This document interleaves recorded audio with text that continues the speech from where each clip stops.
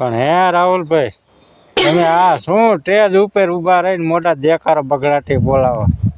मैं आपको इस स्टेज से कह रहा हूं कि नरेंद्र मोदी ने यूएस डील में हिंदुस्तान को बेचने का काम किया है।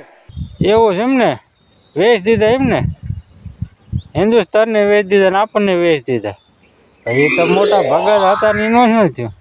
ये देशभक्त नहीं है, ये देशद्रोही है। હવે તમે ભૂંડા હવે ખોટું બોલો રાહુલભાઈ.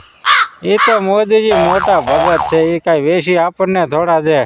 તો અત્યારે જે ટ્રમ્પ ભગવાનનું ન માનવા મળ્યા ને બીજું બધું ઠીક.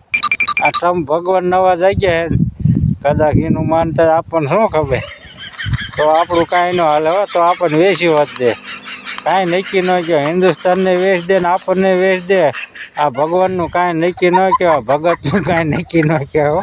આપણે ધ્યાન રાખવું પડશે હવે.